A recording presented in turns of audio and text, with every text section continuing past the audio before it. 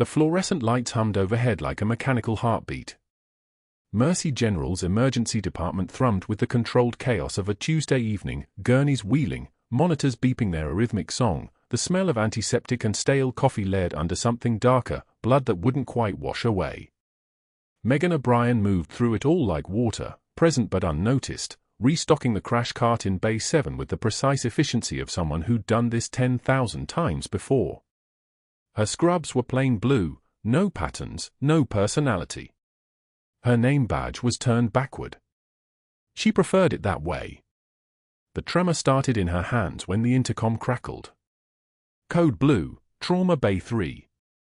She didn't look up from the medication vials she was organizing. Didn't flinch. But her fingers stuttered for just a half second as they reached for the epinephrine, a barely perceptible hesitation that would have gone unnoticed by anyone not trained to read the smallest physical tells. She steadied her breath. One measured inhale. One measured exhale. The tremor subsided. It always did. It always came back too. 20 years of practice hiding what lived beneath the surface. 20 years of training herself to be invisible in plain sight. She finished the crash cart and moved to the medication refrigerator, checking expiration dates on the cardiac drips. Around her, the department hummed with its usual rhythm. Nurses called out lab results. A patient in Bay 2 groaned through the morphine they'd just pushed. A resident somewhere down the hallway was being quietly corrected by an attending about dosing calculations. The orchestra of a hospital that had learned to function without her playing a significant note. Megan O'Brien had been a nurse at Mercy General for 4 years. Before that, it had been Sacred Heart in San Diego. Before that, 3 different hospitals across 5 states. Always temporary. Always quiet. Always moving before anyone asked questions. The kind of nurse who showed up, did the work perfectly, and left no impression. The kind that no one remembered hiring and no one remembered leaving. Except the hands. Her hands told a different story if you looked closely enough. Scars ran along her knuckles and across the back of her left wrist, clean surgical lines, old enough to have faded to pale pink but too deliberate to have come from anything accidental. Calluses on her palms that didn't match the soft skin most nurses maintained. Under her scrubs, her shoulders carried the kind of muscle definition that came from more than gym visits. If you'd ever seen someone move a 280-pound patient up in bed using pure mechanical advantage and core strength instead of asking for help, you'd recognize that kind of built capacity. She'd learned to keep her hands busy. Empty hands invited questions. Dr. Sterling Hargrove strode through the automatic doors at 2:23 p.m., 15 minutes into Megan's shift, and the temperature in the department seemed to drop 5 degrees. Not because of anything he said or did in that specific moment. It was the way the staff shifted. The way conversation stopped and restarted. The way the attending physicians suddenly became very focused on their charts. A hierarchy had a gravity, and Hargrove was the gravitational center of this place. He was tall, the kind of tall that required him to angle through doorways. His suit cost more than Megan made in a month. His watch was a Rolex, the kind that doctors named their children after. He carried himself with the confidence of a man who'd never been told no and never planned to start hearing it. The cardiologists in his inner circle trailed behind him like smaller planets orbiting a sun, and he was already talking, already commanding the room's attention before he'd fully crossed the threshold. "Where's the chart on the Patel admission?" His voice was loud. Not shouting, not yet, but the kind of loud that made people jump. A nurse to the Jennifer, one of the newer ones, scrambled toward the computer station. "Right here, doctor." She came in about an hour ago with chest pain and dyspnea. "EKG is pending but..." "Is it pending because you haven't ordered it or because you're incompetent?" Hargrove's smile was a shark smile. "All teeth, no warmth." Jennifer's face flushed. "No, sir. I ordered it." The tech was just. "Then stop talking and let me see it." He didn't look at her. He was already scrolling through her keyboard with the casual dismissal of someone accustomed to taking whatever he wanted from whoever happened to be standing in front of him. The EKG tech appeared 2 seconds later with the printout, because that's what happened when Hargrove entered a space. Things moved. People moved. Reality reorganized itself around his preferences. Megan finished checking the refrigerator and turned to the medication cabinet, keeping her movements deliberate and quiet. 3 shelves of cardiac medications, all arranged in precise order. She'd labeled them herself with timestamps and batch numbers that weren't technically required but made sense in her mind. Organization was a language she'd spoken since the compound in Fallujah, back when keeping track of 10 medications in a field kit meant the difference between someone living and someone dying in the dust. She felt Hargrove's attention swing toward her before he spoke. It was like the shift in air pressure before a storm. "You? O'Brien, is it?" She didn't turn around. "Yes, doctor. Did you input the billing codes for Mrs. Chen's cardiac catheterization yesterday?" Now she turned. Slowly. Deliberately. Made eye contact without holding it too long, the exact calibration of deference. "I processed her paperwork, yes. The code was emergency catheterization. That's what we billed." He wasn't asking. The procedure was scheduled 3 days in advance. Her voice was steady. Soft. The kind of voice that didn't carry aggression, just facts. "I was in the lab. The team called it a routine post-infarct assessment. The equipment was waiting. The cardiologist was on the calendar for elective cases. I flagged it because the emergency code carries a higher reimbursement." "You flagged it?" He said the words like they tasted of something poisonous. "Interesting. And in your professional opinion as a nurse, you felt qualified to make decisions about billing codes." "I'm not making decisions. I'm reporting what I observed." The room had gotten quieter. She could hear the ventilator in bay for ticking through its cycles. The hiss of oxygen through a nasal cannula. Someone's blood pressure cuff inflating with a mechanical squeeze. All the small sounds that made up the heartbeat of the department. All of them suddenly very loud in the silence Hargrove created. "What you are doing," he said, his voice dropping to something darker and more dangerous than loud, "is overstepping. Significantly. Nurses don't question billing. Nurses don't make financial assessments. Nurses follow protocols and shut up." He smiled at her. The kind of smile that was practice. "Jennifer was right to be nervous. I'm wondering if she learned that panic from you." Megan didn't respond. Didn't flinch. Didn't let the tremor that was creeping back into her hand show. She just stood there, hands at her sides, and took what he was giving her, because that's what invisible people did. They absorbed impact without displacing any air. "Get back to work," Hargrove said, and turned away as if she'd already ceased to exist. "Someone actually has to run this department." The rest of the shift moved like a rhythm she'd learned to predict. Hargrove made rounds. He was charming to the attending physicians. He was dismissive to the residents. He was cutting to the nursing staff in general and had a particular cold precision when speaking to her. 3 times he called her into a patient's room to remake a bed because the corners weren't tucked correctly. Twice he asked her to recalculate medications she'd already calculated correctly, watching her work as if he might catch her in some obvious error. When he finally left at 3:53 p.m., the department collectively exhaled like a pressure valve releasing. But it was the kind of release that didn't last long. At 4:14 p.m., the paramedic radio crackled. "Incoming trauma. 26-year-old male, multiple stab wounds, responsive but unstable. ETA 6 minutes. The trauma alert went up and the hospital shifted into its other rhythm, the one that ran parallel to the regular world. Trauma meant the good doctors came out of their offices. Trauma meant protocols superseded politics. Trauma meant the kind of work Megan had trained her entire life to do, back when she'd had a different name and a rank sewn into her uniform and a mission that mattered. She'd already moved toward the trauma bay before anyone called for her specifically. The attending was pulling on gloves. The surgical techs were counting instruments. The anesthesiology resident was reviewing airway options. Megan was running on the muscle memory of 100 different scenarios, some of them in hospitals and some of them in circumstances she'd never spoken about to anyone in this building. The ambulance doors burst open and the paramedics wheeled in a young man, dark-haired, eyes still alert despite the blood. Still fighting. She could see it in the set of his shoulders, the way his hand clenched into a fist around the edge of the stretcher. A survivor's instinct. A fighter's reflex. She started and fall line without being asked. Started pushing fluids.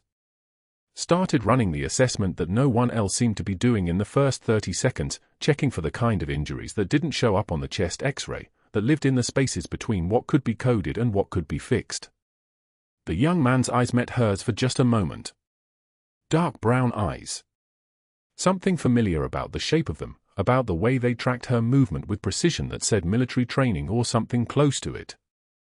But there wasn't time to think about that. The chart came across, initial information from the field. Name, Kareem Al-Rashid. Age, 26. Admitted with post-op complications, he'd had emergency surgery at another facility 2 days ago and had been transferred to Mercy General for cardiothoracic follow-up. The stab wounds appeared to be from this afternoon. Recent surgical incisions. Fluid in the abdomen that might be expected or might be catastrophic. Everything moving fast. Everything requiring decisions in the space of seconds. Megan kept working. Kept moving. Kept her hand steady while the attending physician called orders and the room filled with the controlled violence of emergency medicine. The young man, Kareem, was fighting to stay conscious, fighting the morphine, fighting the gravity of whatever had been done to him in whatever circumstance had led to him arriving at Mercy General with fresh wounds and the kind of desperation in his eyes that meant he understood he was close to the edge. She'd seen that look before. In other faces. In other countries. In other lives. There wasn't time to understand it now. In other lives. There wasn't time to understand it now. Room 304 smelled like hand sanitizer and fear. The grandfather sat rigid in the plastic chair, his weathered hands gripping the armrest, while his granddaughter sobbed into her own palms, the kind of crying that came from a body running out of hope. Megan had been monitoring the post-operative cardiac patient for 6 hours, watching the numbers on the monitor like they were prayer beads, and when she saw the digoxin concentration creeping toward toxicity, she documented it and flagged it immediately. The medication had been ordered correctly. The timing had been correct. But that wasn't what Dr. Hargrove saw when he stormed through the door at 2:18 a.m. with the chart in his fist. Who authorized a repeat dose? His voice was a hammer wrapped in hospital administrative authority, and the room's air pressure shifted like a plane losing altitude. He didn't wait for an answer. Megan, you administered this at 1900 hours and then ordered another at 2100. That's negligent dosing. That's exactly the kind of sloppy practice that gets patients killed. The grandfather's face went the color of wet concrete. The granddaughter's crying stopped abruptly, replaced by something worse, the silence of people hearing their worst fears confirmed. Megan kept her voice level, each word placed like a chess piece. The first dose was at 1900. Second dose was appropriate per protocol at 2100, 8 hours post-op, based on renal clearance and... I don't need a lecture. Hargrove's jaw tightened. He turned to the family, and his tone became theatrical, concerned, the practiced sympathy of a man performing competence for an audience. I apologize for this. Nursing errors happen. We catch them, we move forward. He looked back at Megan, and his eyes held the bright, terrible certainty of a man who knew she couldn't defend herself without escalating, without looking insubordinate in front of the patient's family. Without looking like exactly what he was calling her. Megan took one measured breath. She'd taken the same breath in the dust of Fallujah when rounds came from 3 directions and staying calm was the only choice between living and bleeding out in the sand. She met his stare and said nothing. Let the silence sit. Let him see that his words were bouncing off something he couldn't touch. The grandfather was looking at her now with something other than fear, a question in his eyes. Hargrove left without dismissing her. That was the real power play. She wasn't even worth a formal exit. The break room was a tomb by Wednesday. Megan sat at the corner table with her sandwich, turkey and mustard on whole wheat, the same thing she'd eaten for 14 years, and watched the shift change nurses pour in around her like water avoiding a stone. Someone turned up the TV on the wall, a news anchor talking about hospital funding reforms. Two nurses laughed a little too loudly about a resident's terrible coffee. Nobody pulled up a chair. Nobody made eye contact. Christy, who'd borrowed Megan's stethoscope 3 weeks ago and asked about her time in the military with genuine curiosity, suddenly discovered urgent business reorganizing the Tupperware cabinet. The message was efficient and brutally clear: you're not here. You're not one of us anymore. By Thursday, the isolation had become so coordinated it could only be intentional. When Megan entered the break room during her lunch shift, the entire table of nurses, a rotation of 5 people who worked the same schedule, stood up almost in unison and dispersed. One made a show of checking the time and saying she'd forgotten about a medication check. Another suddenly remembered paperwork in the administrative office. The third simply gathered her things and left without speaking. Megan unwrapped her sandwich. Saturday. 8 while fluorescent lights hummed their electric hymn above her head. She didn't flinch. She didn't look up. This was isolation by consensus, the kind of professional destruction that left no fingerprints. The break room was a tomb. The unit floor was a minefield. And then came shift change on Friday at 1,600 hours. Hargrove stood at the unit board with a laminated write-up in his hand, his voice carrying across the entire nursing station like a sermon. The text was pinned directly above the schedule, right where everyone checked in and out. 8 nurses gathered as though summoned. Maybe they were his loyalists: Marcus from the day shift, Jennifer from the cardiac unit, and Dr. Sterling, another attending who shared office space and referral arrangements with Hargrove, arranged themselves around him in a semicircle. The formation had a geometry to it, a conscious choreography of power. "This is a formal disciplinary notice," Hargrove announced, reading from the document. "Insubordination and attitude concerns. Senior Nurse O'Brien has demonstrated a pattern of resistance to direct supervision, inappropriate questioning of physician orders, and behavior unbecoming of professional standards." He looked up from the paper. Made eye contact with Megan across the room. When a nurse decides she knows better than the attending physician, that's when patients get hurt. That's when systems break down. Marcus nodded. Jennifer crossed her arms. Dr. Sterling didn't react, but his silence was agreement enough. Megan stood at the far end of the station, near the medication dispensary. She had one choice: stay silent and let this become the permanent narrative, or speak and give Hargrove exactly what he wanted: a display of emotion, proof that she was unraveling, confirmation that the isolation was working. She took that measured breath again.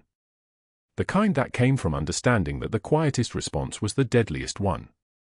When she spoke, her voice was level as a laser line. "I've seen braver men than you break under less pressure, Doctor." The room went dead silent. The fluorescent lights hummed their electric hymn. Marcus stopped nodding. Jennifer's arms relaxed slightly. Hargrove's face went white, not with rage yet, but with something worse. Recognition. The sudden understanding that he'd made a miscalculation. That this woman wasn't breaking the way he designed her to break. The write-up fluttered in his hand. Megan turned back to the medication cart and continued checking names against bottles. Aciclovir for room for 12. Metoprolol for room for 18. Her hands moved with the muscle memory of someone who'd done this work not for 8 years but for 20, in conditions that made hospital floors look like 5-star accommodations.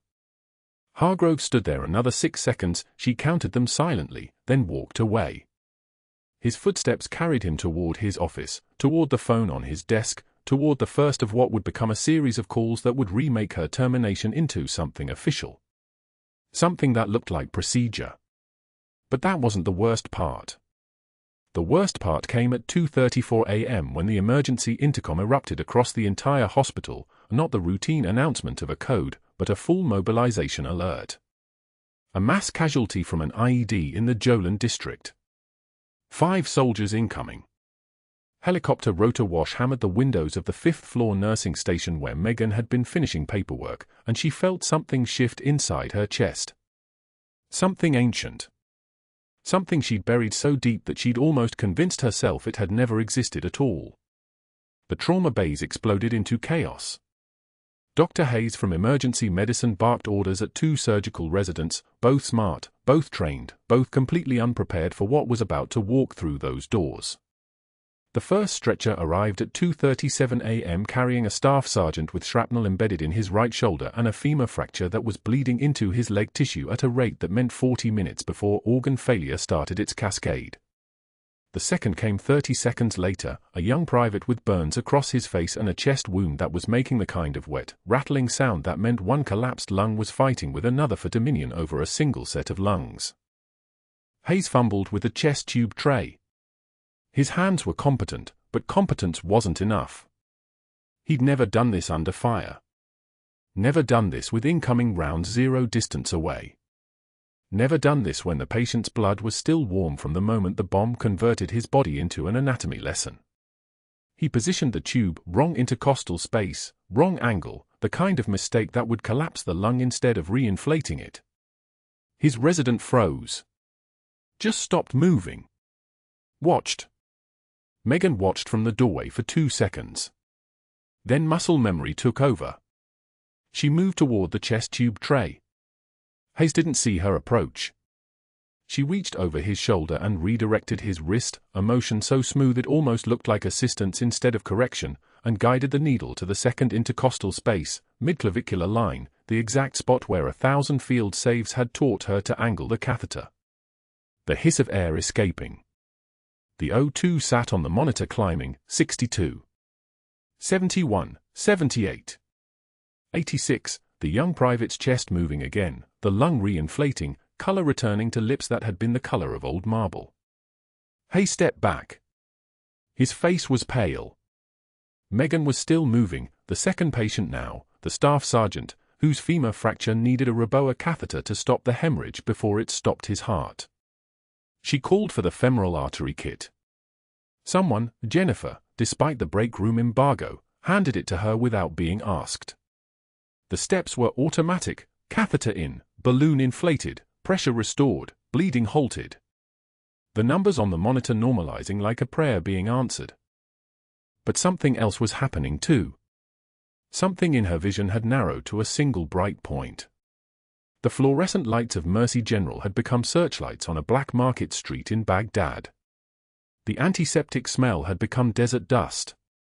The blood on the tile floor had become blood on sand, and the young private's face had become something she hadn't allowed herself to see clearly for 20 years, a 6-year-old boy caught in crossfire in the Jolan district, a boy she'd held while his breathing became labored, a boy she'd promised in broken Arabic that the angels wore green and if he lived he could become one too, a boy she'd watched die because he was in the wrong place at the wrong time and she was too late.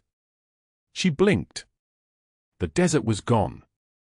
The young private was stable. His breathing was regular. His color was human again. And the other soldiers, 2 more had arrived, were being stabilized by the entire team now, everyone moving with the coordination that came from watching someone else do it right. Hayes was watching her from the corner of the room, and his expression had shifted into something unreadable. Not respect. Not quite. But something that looked like the beginning of confusion about what he'd just witnessed. Megan stepped back. Her hands were steady. Her breathing was normal. She looked like a trauma nurse who knew her job. Nobody else seemed to notice that she moved like someone who'd been doing this not in hospitals but in markets and desert compounds and blackout conditions where the only light came from muzzle flashes. Hargrove stood in the doorway of the trauma bay, watching. His face was the color of someone who'd just realized that his miscalculation was bigger than he'd understood. That the quiet nurse he'd been trying to break might not break. That the woman he'd been erasing from her own institution might have a history he couldn't erase with write-ups and phone calls and the careful activation of his network of loyalists. Their eyes met for exactly 1 second. Then Hargrove turned and left the trauma bay. He would make his calls now. The board chairman. The fake reference. The state nursing board. The risk management consultant. He would build his case against her with the precision of a military operation, but he would do it knowing something had shifted. That the terrain had changed. That he was no longer playing offense. And Karim al-Rashid, semi-conscious on a trauma stretcher, with his hand unconsciously reaching toward the unit patch he'd kept sewn inside his jacket lining for 20 years, finally had a face to match the voice that had whispered promises to him in Arabic when he was 6 years old and dying in a Baghdad marketplace. The code came at 2:06 a.m. The monitor shrieked its alarm through the post-op recovery wing, a sound like metal tearing in the dark. Karim's blood pressure dropped from 118 down to 94, then 82, then 71 in the span of 4 seconds, the numbers falling like dominoes. The attending physician froze for exactly 2 beats, his hand halfway to the crash cart, his brain still loading the differential diagnosis. Megan was already moving. She didn't run. She moved with the kind of economy a swimmer develops crossing open water, no wasted motion, every muscle in conversation with the next. Her scrubs had that starch-stiff texture of fresh laundry, but her hands carried the calluses of someone who'd held tourniquet cords for 72 hours straight. She was at Karim's bedside before the second beep of the alarm, her eyes scanning the monitors the way a radiologist reads a chest X-ray, fast, comprehensive, pattern-recognizing. Muffled heart tones, she said. Not a question. A fact stated into the air like a weather report. The attending finally moved. I'm listening. You're not. Distended neck veins. Pressure dropped from 118 to 71 in 4 seconds. That's not sepsis. That's not hypovolemia. Megan's voice had dropped an octave from her usual register, each syllable carrying the weight of stone. She was already positioning the ultrasound probe against Karim's chest. Cardiac tamponade. You're going to need the pericardiocentesis kit. Now. Dr. Hargrove appeared in the doorway like a storm front, his white coat still creased from the hanger, his expression the particular flavor of rage that comes from being interrupted mid-sleep. What's the status? BP 68/40, the attending said. The nurse thinks tamponade. The word nurse came out like she'd suggested alchemy. Hargrove's jaw tightened. He moved to the bedside with the gait of someone who'd never had to wait for anything in his life, all entitlement and aftershave. The scent of his cologne, something expensive and sharp, like metal and citrus, cut through the antiseptic haze of the recovery room. Let me see, Hargrove said. He didn't look at the ultrasound.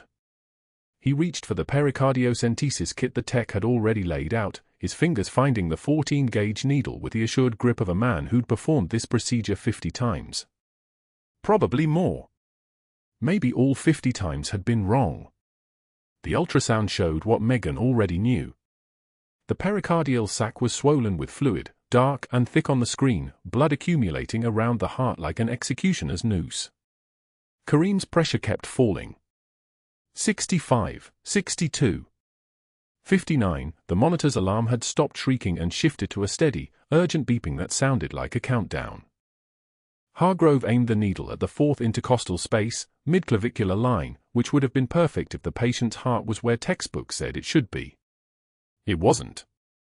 The trauma, the positioning, the post-op swelling, all of it had shifted the anatomy by a breath's width. Enough to miss. Megan's hand moved. Not slowly. Not with hesitation. Her arm extended, her fingers wrapped around Hargrove's wrist with the gentleness of someone straightening a piece of art, and she redirected the needle 2 intercostal spaces lower, angling slightly more lateral, toward the 5th space at the anterior axillary line. Where it belonged. Where it would find fluid instead of lung. Hargrove's face went white. Not the white of medical concern. The white of a man watching his authority be corrected, in front of the attending, in front of the nurse tech, in front of the recovery room full of fresh post-op patients who were probably already wondering why their surgeon was getting shown up by someone who restocked supplies in her spare time. Megan released his wrist. She stepped back. The patient first, she said. Everything else is secondary. Hargrove's hands were shaking. He completed the needle insertion, and the moment the bevel entered the pericardial sac, the fluid came back. Golden. Clear. The color of relief. The hiss of air escaping. The pop of increased pressure releasing. Kareem's oxygen saturation climbed almost immediately. 71, 76. 81, 87. 92. The heart rhythm shifted from the erratic flutter of a heart being strangled to the steady thump-thump-thump of a muscle finally getting room to work. The monitor's beeping shifted from urgency to a normal, almost boring rhythm. Sinus rhythm. Stable. The blood pressure cuff inflated and deflated, showing 104/68. Not perfect, but perfect enough. Perfect enough to live. Perfect enough to make the morning rounds. Hargrove withdrew the needle with the precise movements of someone operating on rage and muscle memory. He didn't speak. He didn't look at Megan. The attending was already making notes, already calculating antibiotics and repeat chest imaging, already moving forward through the protocol. The tech was starting an 4-drip of normal saline, her hand steady, her eyes carefully not meeting Megan's. "I need the room," Hargrove said. His voice was the kind of quiet that comes after the thunder, the part where the sky is still dark but the actual storm has moved on somewhere else, leaving damage in its wake. The attending and tech filed out without comment. Megan moved toward the door, her hand reaching for the frame, her breath the only sound in the recovery room besides Kareem's monitors. "You just cost yourself a career," Hargrove said. Megan didn't turn around. She held the door frame with fingers that had performed emergency cricothyrotomies in moonlight and inserted fours while artillery shook the earth, hands that had held a 6-year-old boy's face and whispered promises in a language that wasn't her first. One of those hands was trembling, but not from fear. The trembling was something else entirely, the physical manifestation of 20 years of restraint, of keeping down the part of herself that knew exactly how much damage those hands could inflict. "He's stable," she said. That was all. No apology. No explanation. No acknowledgement of his threat. She stepped into the hallway, where the fluorescent lights buzzed their mechanical hymn and the night nurse on pediatrics was charting something that would never appear in any record that mattered. Megan moved toward the supply closet, the place where no one bothered her, where she could stand in the dark for exactly 30 seconds and let the trembling run its course. But that wasn't the worst part. The worst part was that Kareem al-Rashid, still semi-conscious, his hand clutching that unit patch he'd kept hidden for 2 decades, had heard her voice clearly for the first time in 38 years. And his eyes had opened just wide enough to confirm what his child's memory had been telling him all along, that angels did wear green, and promises made in broken Arabic by a woman whose rank he didn't yet know how to read had actually come true. He was alive. He was here. And the woman who'd saved him in a Baghdad marketplace when he was 6 was standing in his hospital room, pushing away a doctor's rage with nothing but the quiet authority of someone who'd already survived worse. The next words out of Hargrove's mouth changed everything. Within 60 minutes of the code, Dr. Hargrove was on his phone in the administrative corridor, his voice tight as a wire about to snap. The first call went to the hospital board chairman, a man who owed Hargrove for a referral pipeline worth $340,000 a year. The second call was to a fabricated former supervisor, a contact who would confirm any story Hargrove invented, no questions asked. The third call went directly to the state nursing board, reporting an unsafe practitioner. The fourth call connected him to an outside risk management consultant in Colorado Springs who specialized in building termination cases against healthcare workers. By 3:16 a.m., the architecture of her destruction was in place. Hargrove had weaponized his network with surgical precision, not yelling, not loud, but systematic. He made each call from a quiet alcove near the supply room, his tone measured and professional. That was far more dangerous than rage. Security arrived at 6:22 a.m., before the day shift even started. 2 guards in gray uniforms found Megan in the break room finishing her coffee, her scrubs already stained with someone else's blood from the trauma code. She didn't resist. She didn't ask questions. She simply set down her mug, the same cracked one that said "World's Okayest Nurse" in faded letters, and held out her wrists as though they were about to handcuff her. They didn't. The charges were already in writing: practicing beyond scope of nursing practice, and physically assaulting an attending physician during a medical emergency. The accusations were constructed so carefully, so precisely, that even the truth couldn't cut through them. Hargrove had been explicit about one detail in his complaint: she had redirected his wrist with her hand during the pericardiocentesis. In his version, that was assault. In his report, he omitted the part where her intervention saved a human life. The words came at her like a sentence being read aloud. Practicing beyond scope. Physically assaulting. The charges hung in the air with the weight of something that could end careers, and everyone on the morning shift already knew.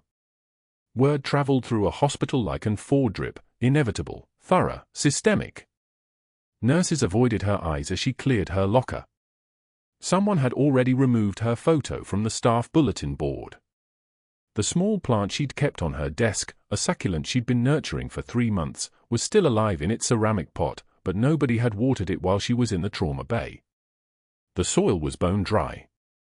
At the bottom of her locker, beneath the spare scrubs and compression socks, was a cardboard box she'd brought from home months ago. She'd never filled it. She filled it now. The cracked mug went in. The photo of Martinez went in, a young woman with sundark skin and a laugh that could light up a firebase, who'd stepped on an IED in Fallujah and never came home. The dying succulent went in. Megan's hands moved through the motions of dismantling her life as though they belonged to someone else. Her badge. Her employee handbook. A thank you card from a patient's family from 2 years ago. She left her scrubs folded on the bench. She didn't change out of them. She just walked out in blood-stained fabric that belonged to someone who no longer existed in this building. The rain started somewhere between the ER entrance and the bus stop.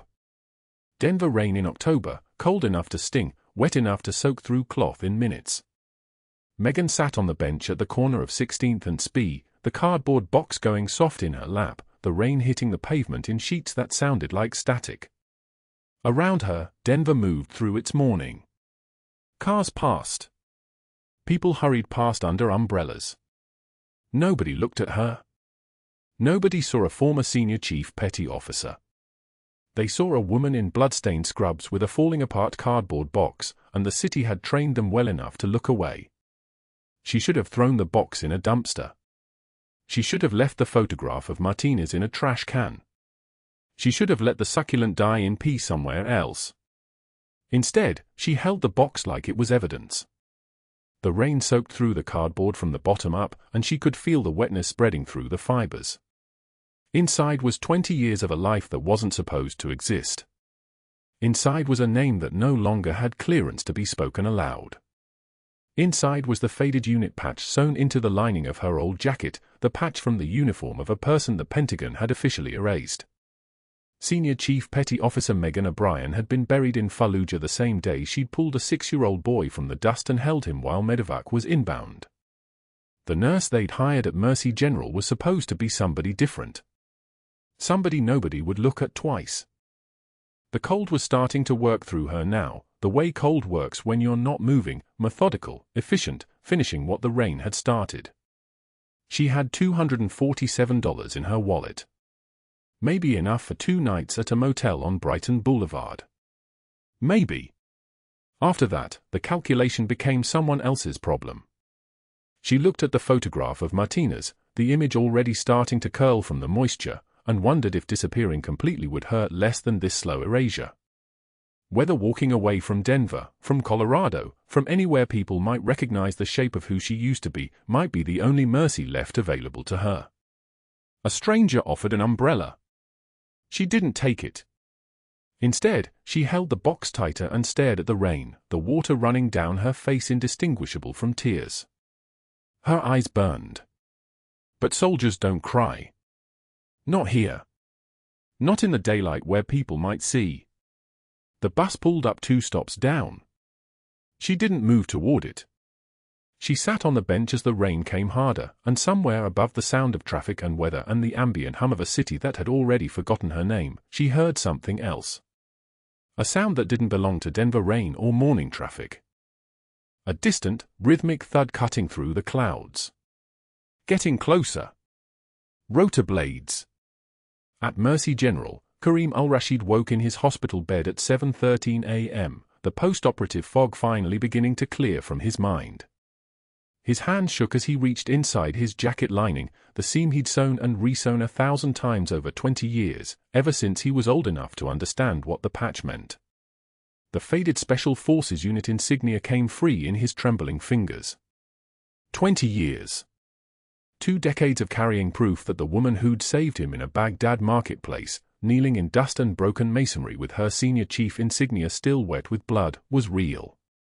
Not a fever dream from a 6-year-old boy caught in crossfire. Not a phantom from survival trauma. Real. He pressed the button for the nurse. Then he did something that would change the trajectory of his life a second time.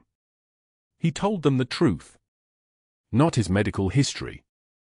Not his post-operative status. He asked them to find the nurse who'd saved him during the code. And when they told him she wasn't there, that she'd been escorted out by security an hour earlier under circumstances they couldn't fully explain, Kareem Al-Rashid, 26 years old, Army Special Forces medic, recipient of 2 Bronze Stars and someone who had become a warrior specifically because an American soldier had told him in broken Arabic that angels wore green, made a phone call to a number he'd been authorized to dial only in existential circumstances. He called his command. The Black Hawk helicopter cut through Denver's afternoon sky like a blade through silk, rotors hammering the air into submission. For men in dress navy blues descended from the bird before the landing skids even touched the helipad, their movement synchronized and purposeful. 2 more figures followed in FBI windbreakers, badges clipped to their belts, boots hitting the rooftop tile in a rhythm that echoed through the stairwells below. Inside Mercy General's administrative wing, Dr. Hargrove was halfway through a phone call with the hospital board chairman when his secretary knocked, her face drained of color. "Doctor, there's military personnel in the lobby asking for someone. They're being very specific about it." He waved her away. "Tell them visiting hours are. They're asking for Senior Chief O'Brien, sir." They said it wasn't a request. The phone line went quiet. Hargrove's fingers went white around the receiver. In the main lobby, the SEAL team leader, a man whose call sign was Bear and whose presence made the air pressure change, asked for Megan O'Brien in a voice that carried the kind of authority that didn't need volume. The desk clerk pointed toward the security office where Hargrove had filed his paperwork to have her removed. They found her in the employee parking lot, rain soaking through the cardboard box in her hands. Her cracked mug. The dying succulent. The photograph of Martinez. Bear stepped toward her, his boots leaving wet prints on asphalt. Senior Chief Petty Officer O'Brien. Call sign Phantom. It wasn't a question. "We need you." Megan turned. Her eyes met his and something shifted, not in her face, which remained composed, but in the air around her. The nurse disappeared. What remained was a warrior recognizing her own. "Sir, I've been terminated." Her voice dropped an octave. 15 minutes ago. "Yes, we're aware." Bear gestured to the hospital entrance. "That situation is being addressed." They walked back inside, 5 Navy SEALs, 2 FBI agents, and 1 soaked former nurse whose cardboard box was now held by a petty officer second class. In Trauma Bay 3, Kareem Al-Rashid sat on the edge of a hospital bed, his hands shaking.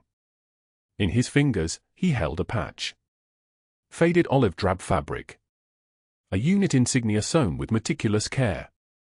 He'd kept it in his jacket lining for 20 years, pulled it from the uniform of an American woman when he was 6 years old in a Baghdad marketplace, when she'd knelt in the dust holding him while his blood painted the ground. He looked up at Megan and his lips moved, but no sound came. She crossed the room. Her hands that had held lives together, reached out and took the patch. She knew it before she touched it. The stitching was hers. The wear patterns matched her memory of that day. 20 years of dust. 20 years of distance. 20 years of a little boy who'd become a soldier because an angel in green had told him he should live, that he should become one too. "You saved me," Kareem whispered. "When I was 6. You saved me." Megan's jaw tightened once, very slightly. She looked at the patch in her hands and took one measured breath. You remembered. In the hallway, Dr. Hargrove heard the commotion and stepped out of his office. That's when Bear turned toward the administrative wing, his voice carrying through every corridor. Senior Chief O'Brien holds the Navy Cross for valor. Pause.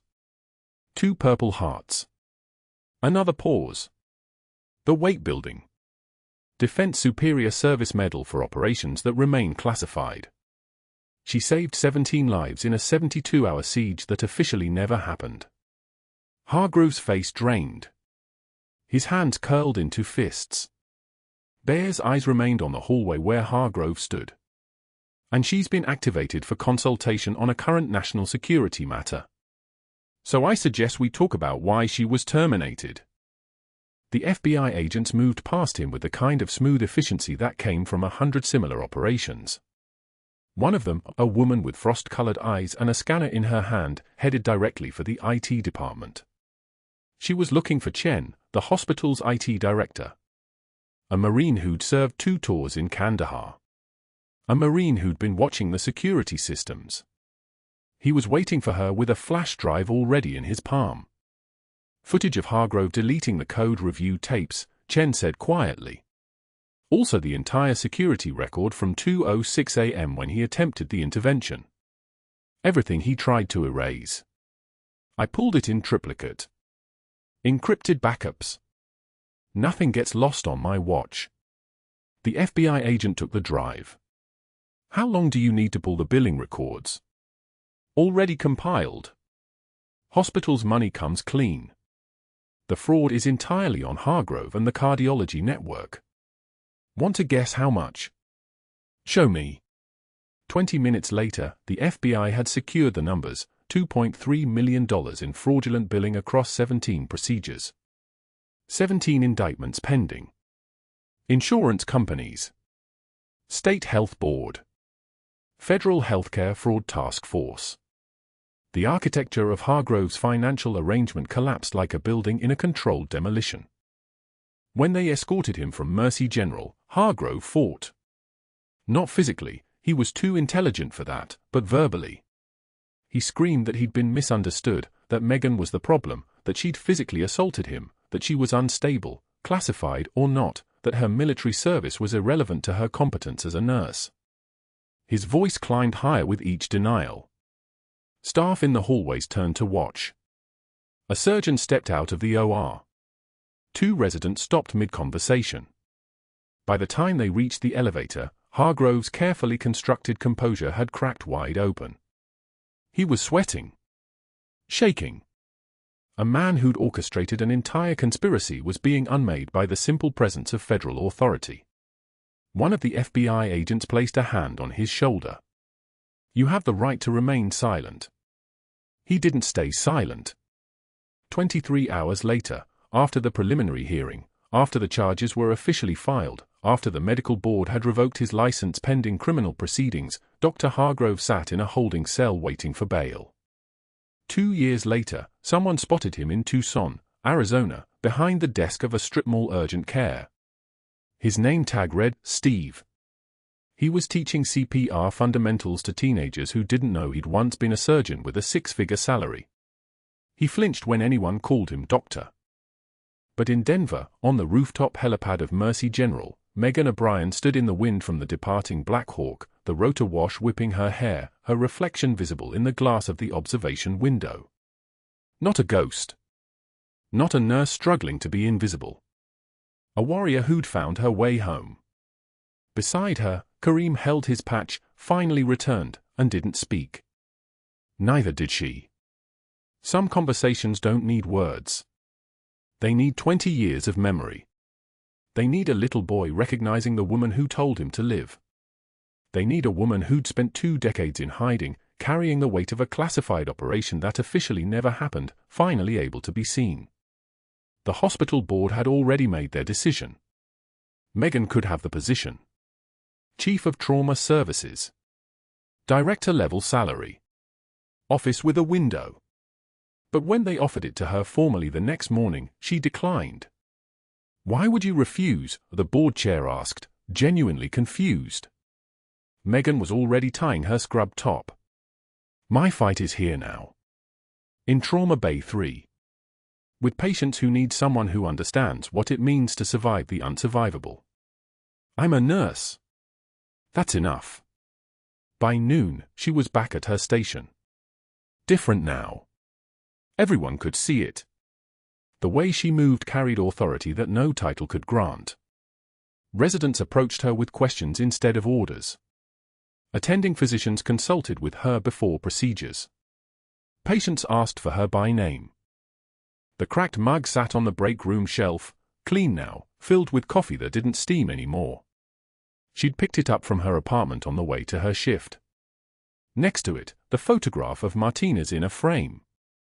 The succulent, replanted in fresh soil, already greening up. One of the new residents, barely out of medical school, watched her work a trauma code with such precision that the patient survived against odds that should have killed him. After the code, in that peculiar stillness that follows adrenaline, he asked quietly, "How did you know to reroute the femoral line like that?" Megan was washing her hands. The water ran warm over her palms, the same steady pressure as rain. Practice. What kind of practice requires that level of skill? She looked at him, and something in her eyes, something ancient and hard and unbearably kind, made him understand that some questions didn't get answered. That some people carried expertise that couldn't be taught in residency. The kind that matters, she said finally. Now go check on your patient.